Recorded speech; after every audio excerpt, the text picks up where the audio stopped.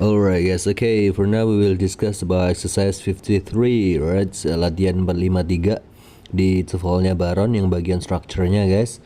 Di sini sekarang kita punya redundancy. Redundancy itu kayak pengulangan ya guys, maksudnya pengulangan yang nggak penting gitu ya. Kita harus menghindari redundancy ketika menuliskan sesuatu dalam bahasa Inggris gitu ya, kayak contohnya dalam bahasa Indonesia dulu. Pak Joko dia sedang bernyanyi. Kira-kira yang redundant yang mana? Dia ya, kata dia itu nggak penting ya. Pak Joko sedang menyanyi gitu aja ya, nggak usah Pak Joko dia sedang menyanyi. Nah, contoh simpelnya kayak gitu guys. Alright, tapi kita bahas ini dulu ya biar 100% paham ya. Oke, sebelum saya kasih tahu ini artinya dari keterangannya dikit ini, saya ingatkan teman-teman kalau yang belum dapat materi sebelum-sebelumnya, sekalian cari di playlist ya. Kalian tinggal pilih aja di playlist itu mau belajar apa dulu gitu ya. Alright, kalau ada pertanyaan juga silahkan nanya di kolom komentar, insya Allah dijawab ya. Biasanya saya jawab sih, ya nggak tahu kalau ada apa-apa nanti kan di kemudian hari saya nggak bisa jawab kan nggak tahu. Makanya saya bisa bilang insya Allah, tapi setiap ada pertanyaan selalu saya jawab selama ini. Alright, oke.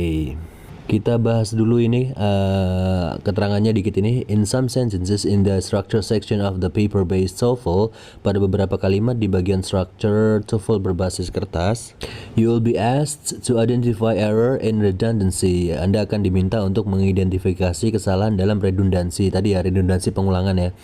Redundancy is the unnecessary repetition of words and phrases. Redundansi adalah pengulangan kata atau frasa, pengulangan kata dan frasa yang tidak perlu gitu guys. Choose the correct answer in the incomplete sentences. Pilihlah jawaban yang benar dalam kalimat yang tidak lengkap, berarti structure ya. Terus choose the incorrect words or phrase in the underlined choices. Pilih kata atau frasa yang salah dalam pilihan yang digarisbawahi, berarti written expression. Oke, siap guys, langsung aja ya. Buat yang baru masuk, saya informasikan cara belajar di channel ini adalah dengan ini ya guys ya, mainin play sama pause ya. Jadi nomor 1, kalian tebak dulu ya kan, jangan di play dulu, ditebak dulu. Nomor 1 kayaknya A nih, nomor 1 B nih, alasannya ini, baru di play. Simak penjelasan saya, apakah jawaban kalian benar apakah salah gitu ya. Kalau umpamanya lu harusnya A ini, kok misalnya bilang B sih, nah silakan tanya di kolom komentar gitu guys ya. Alright, tapi selama ini sesuai kok. Maksudnya apa yang kalian jawab, kalaupun itu benar, biasanya sesuai dengan saya ya. Biasanya kan kayak gitu. Tapi ada sih beberapa yang nanya, oke, kenapa B sir? Kan harusnya A. Ini silahkan nanya di kolom komentar ya, bebas ya. Alright, langsung aja nomor 1 guys. Nomor 1 itu Some international students use a cassette recorder to make tapes of their classes so that they can repeat the lectures again. Nah, kira-kira yang redundant yang mana guys? Oke, ini kayak gini nih perlu diartiin nggak ya? Perlu ya kayaknya ya. Biar paham maksudnya itu guys ya. Kita cari yang pengulangan yang mana ini ya. Okay, some international students use a cassette recorder to make tapes of their classes. Beberapa mahasiswa internasional menggunakan kaset recorder untuk merekam kelas mereka so that they can repeat the lectures again. Sehingga mereka bisa mengulang perkuliahannya lagi. Sepertinya yang salah adalah yang D guys. Kita nggak perlu kata again ya. Jadi so that they can repeat the lectures gitu aja, titik gitu ya. Nggak usah lagi kan, repeat sama again kan hampir sama. Mengulang, again itu lagi. Nggak usah 2 kali kayak gitu, nggak usah guys. Jadi mereka bisa mengulang kuliahnya, titik gitu aja, nggak usah lagi ya. Kayak kita biasanya ngomong dalam bahasa Indonesia, saya ingin mengulanginya lagi. Itu sebenarnya kata-kata yang salah guys, kalimat yang salah. Saya ingin mengulanginya lagi. Saya ingin mengulanginya itu udah bisa dipahami, nggak usah pakai kata lagi ya. Karena mengulangi itu pasti lagi gitu loh guys. Ya paham ya? Alright. Sir, emangnya nggak boleh dalam speaking? Saya biasanya kayak gitu. I want to try it again kayak gitu. I want to repeat that again. Nggak masalah dalam dunia speaking, nggak masalah guys. Ini kan TOEFL yang resmi yang baku kayak gimana biasanya untuk penulisan, kayak kalian kirim surat resmi gitu-gitulah. Ini ya grammar lah ya intinya ya, bahasa-bahasa yang baku gitu ya, jadi perlu dimaklumi ya. Jadi yang salah adalah yang D ya guys ya. Yang kita nggak perlu D, kita coret ya. Terus yang nomor 2-nya itu gampang ini. Blood plasma, plasma darah, AIDS. AIDS itu kan dia plasma darah. Berarti kasusnya sama kayak Pak Joko, dia sedang bernyanyi gitu ya. Pak Joko nggak usah pakai dia. Ya ini blood plasma nggak usah pakai dia. Blood plasma dia transportasi sistem nggak usah. It-nya kita coret. Alright, nggak usah pakai it ya. Gitu. Nomor 3-nya. Whereas a gas expand apa namanya? Jika gas mengembang bla bla bla ke segala arah, a vapor remains somewhat more concentrated. Uap tetap lebih pekat. Secara seragam gitu ya, maksudnya memasukin secara seragam. Secara seragam yang paling simple itu yang B guys. Kalau yang A sama C kan kayak diulang-ulang gitu ya, in a uniform manner, kayak verbose gitu, bertele-tele gitu ya. Sir, kenapa nggak yang D? Kan yang D juga bisa.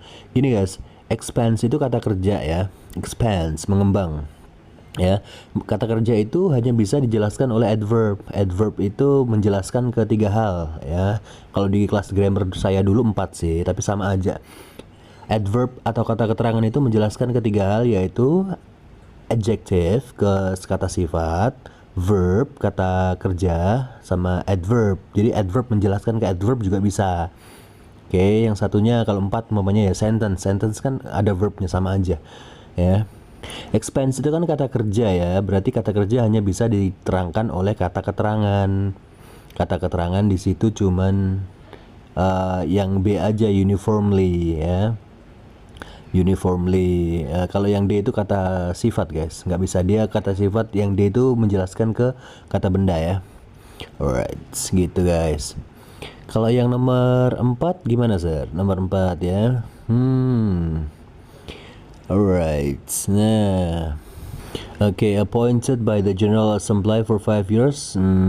Okay, the Secretary General of the United Nations must act in an impartial manner. Oh, panjang sekali. Ngapain dalam apa? Cara yang tidak memihak. In an impartial manner, nggak usah, langsung aja impartially gitu guys. Ada vocabnya sendiri. Impartially lebih singkat ya.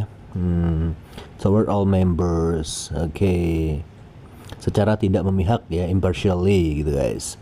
Okay, appointed by the General Assembly for 5 years, ditunjuk oleh Majelis Umum selama 5 tahun.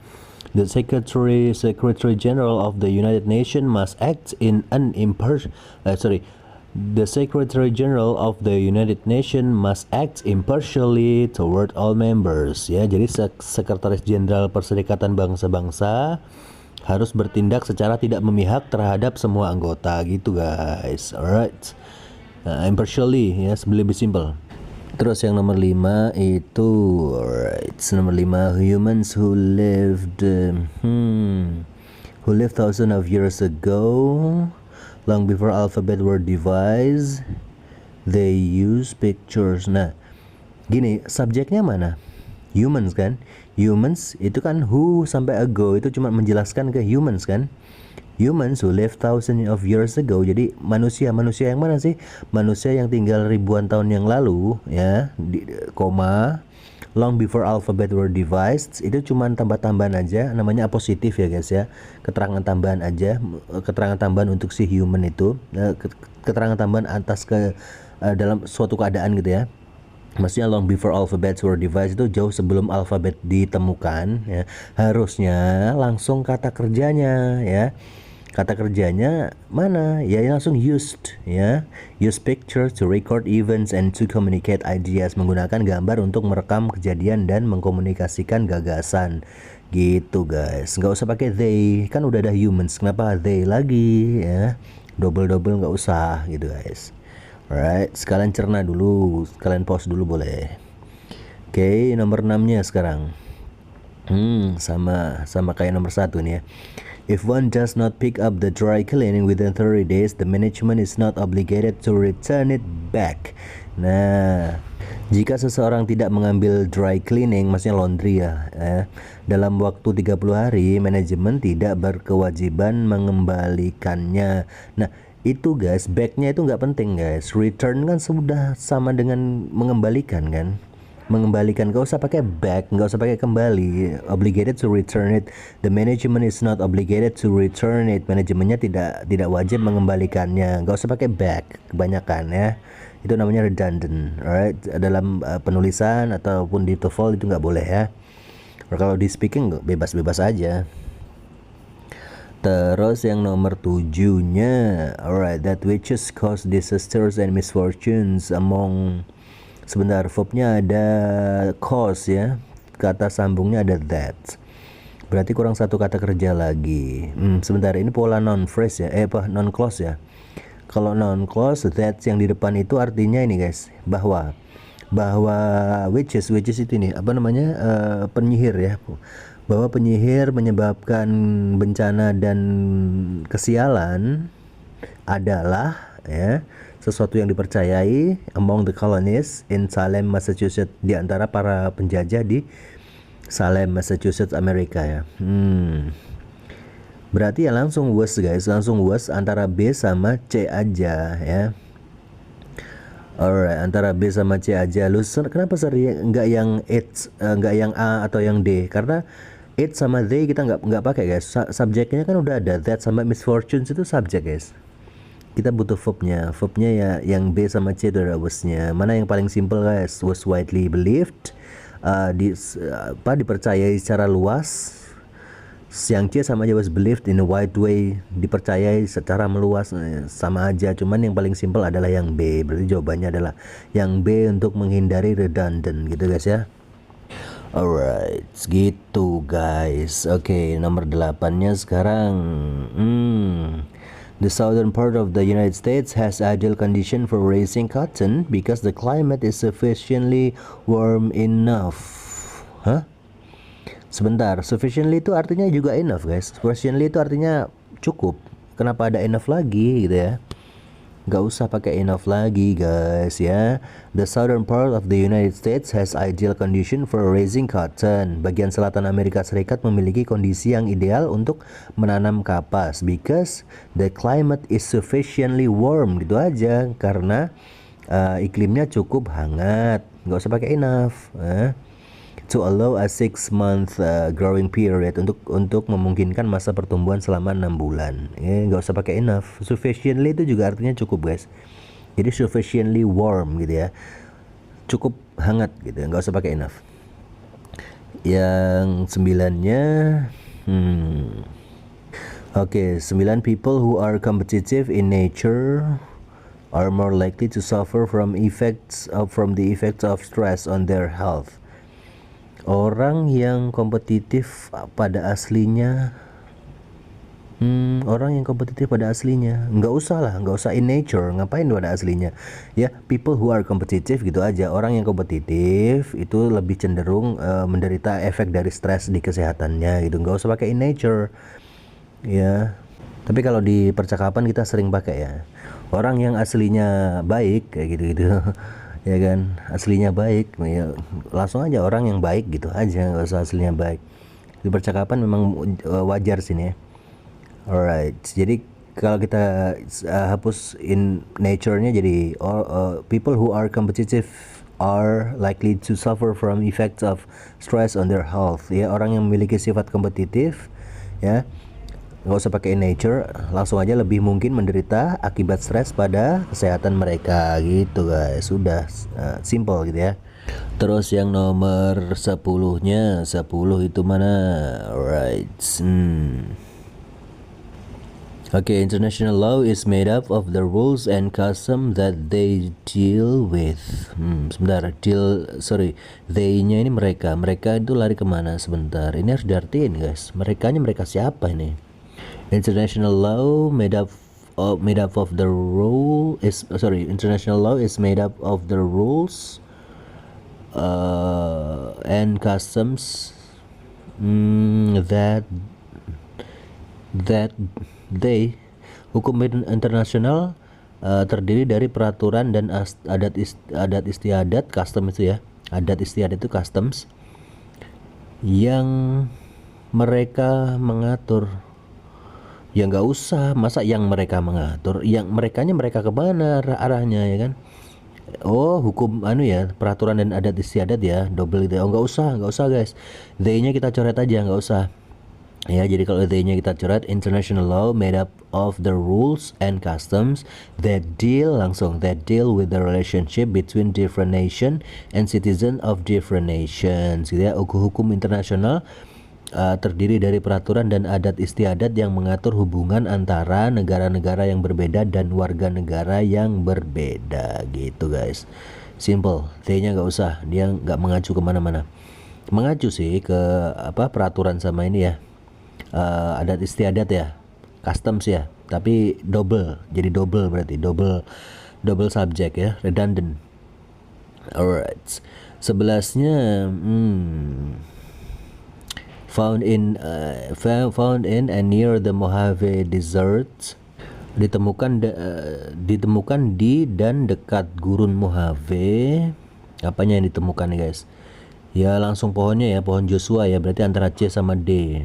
C sama D ya udah jelas ya, yang C ya. Itu yang D soalnya ada it-nya, 2 kali ngomong itu. Joshua Tree itu nggak usah. Joshua Tree langsung has a limited habitat. Apa pohon Joshua itu punya apa habitat yang terbatas gitu guys.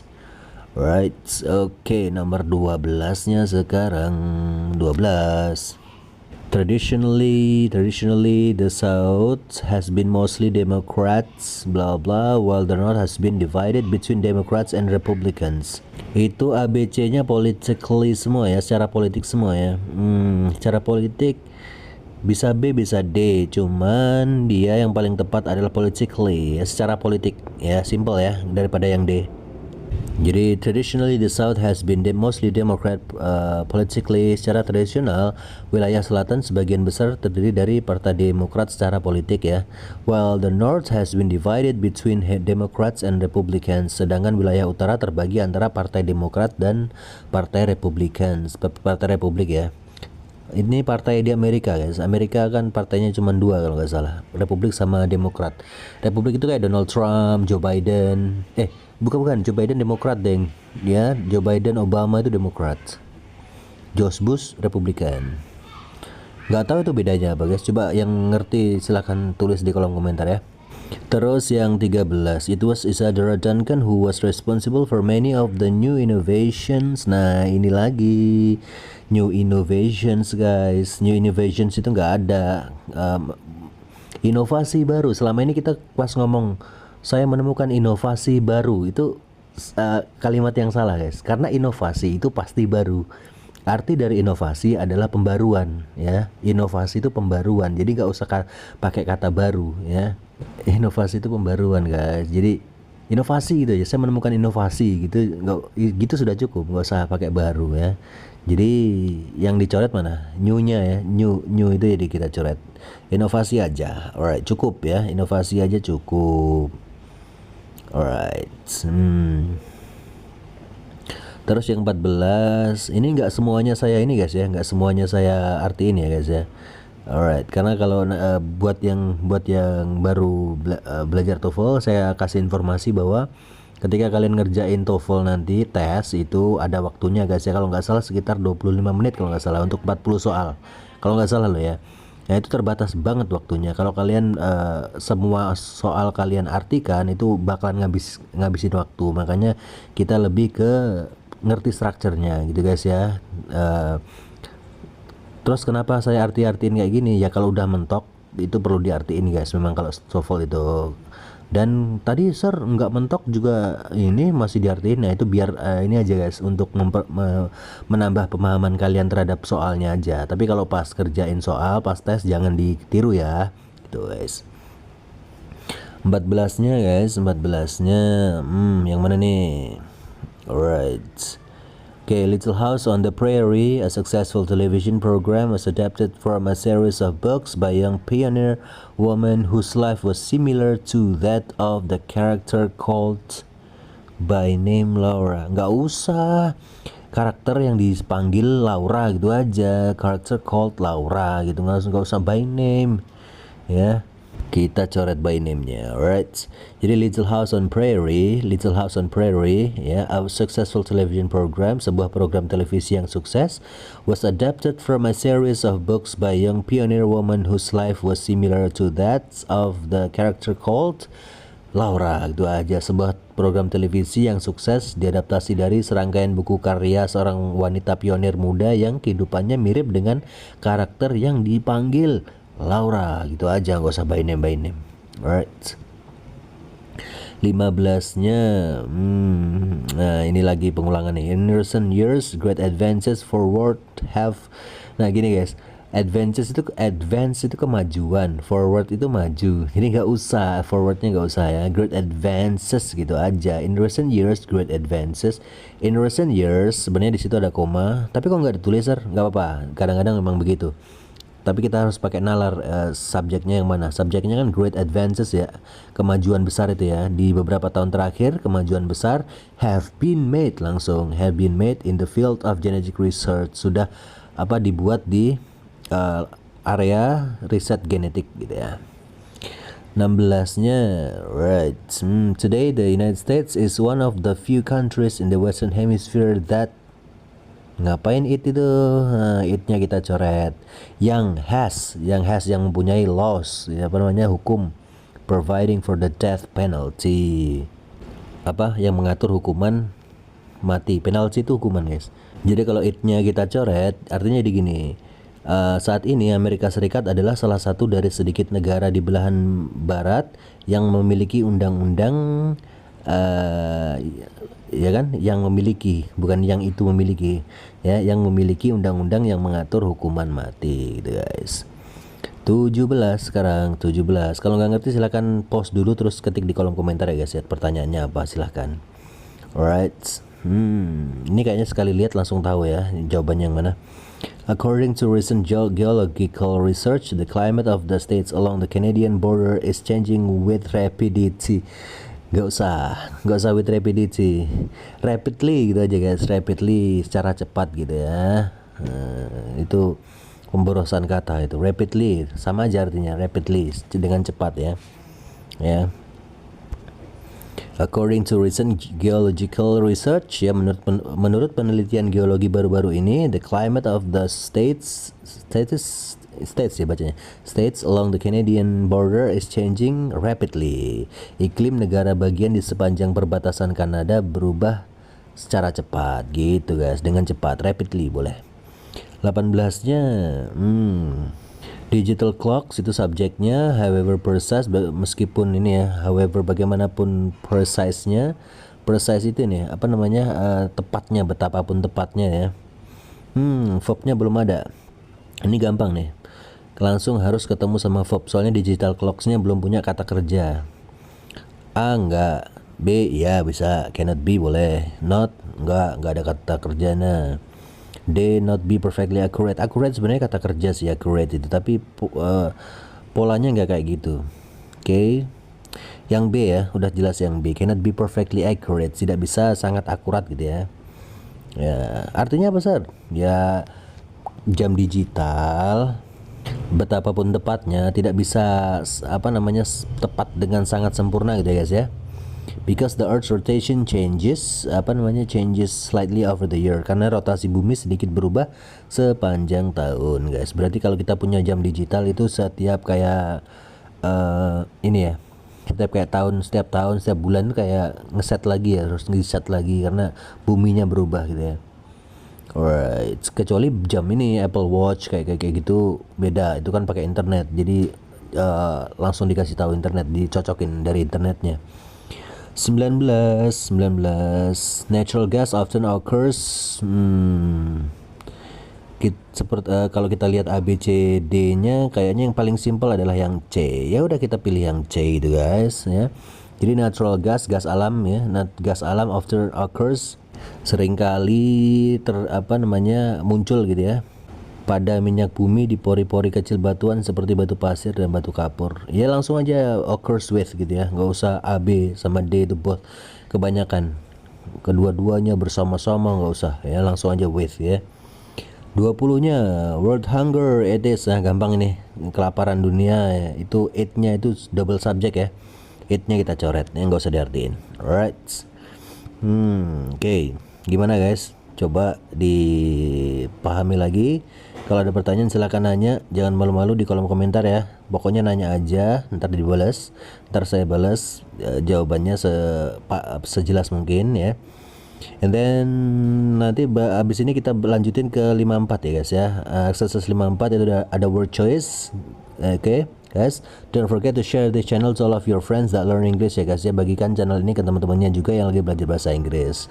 Semoga bermanfaat ya guys ya. Terima kasih banyak. See you.